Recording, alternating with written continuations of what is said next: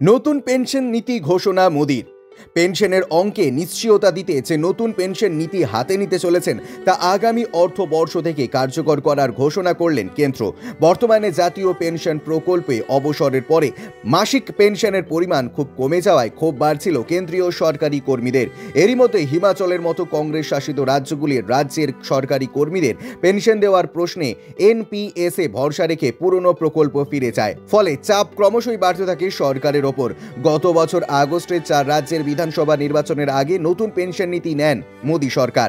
প্রজাতন্ত্র দিবসের প্রাক সন্ধ্যায় সেই সমন্বিত পেনশন নীতি কার্যকর করার কথা ঘোষণা করেন কেন্দ্রীয় মন্ত্রী অশ্বিনী বৈষ্ণব। তিনি এই ইউনিফাইড পেনশন স্কিম নিয়ে বলেন যে এই স্কিমের জেরে উপকৃত হবেন 23 লক্ষ কেন্দ্রীয় সরকারি কর্মচারী। আগামী বছর 1 এপ্রিল থেকে এই স্কিম লাগু করা হবে। তখন কর্মীরা এনপিএস বা ইউপিএস এর মধ্যে কোনো একটি পেনশন অপশন বেছে নিতে পারবেন। রাজ্য সরকারগুলি চাইলে নিজেদের রাজ্য সমন্বিত পেনশন প্রকল্প চালু করতে পারে। সেক্ষেত্রে কেন্দ্র ও রাজ্য মিলিয়ে প্রায় 90 লক্ষ সরকারি কর্মচারীর এই নতুন প্রকল্পের ফায়দা পাবেন। কেন্দ্রীয় মন্ত্রী অশ্বিনী বৈষ্ণবের কথায় কেন্দ্রীয় সরকারের এই নতুন প্রকল্পের লক্ষ্যই হল সরকারি কর্মীদের assured pension, assured family pension ও অ্যাসিওর্ড মিনিমাম পেনশনের ব্যবস্থা করা।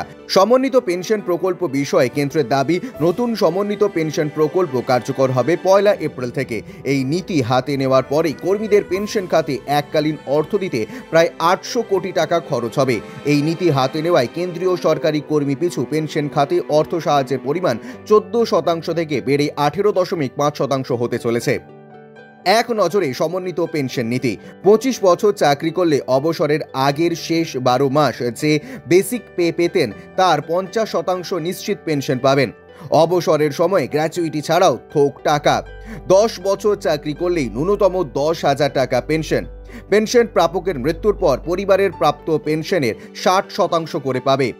পুরনো পেনশন ব্যবস্থায় অবসরের সময় মূল বেতনের অর্ধেক পরিমাণ পাওয়া নিশ্চিত ছিল, কিন্তু 2004 সালে অটল বিহারী বাজপেয়ী সরকার এই এনপিএস ব্যবস্থা চালু করে। পরবর্তী সময়ে কেন্দ্র সরকারি কর্মচারীদের জন্য নতুন পেনশন প্রকল্প হাতে নেয়। একমাত্র পশ্চিমবঙ্গে এখনও পুরনো পেনশন প্রথায় রয়ে গিয়েছে।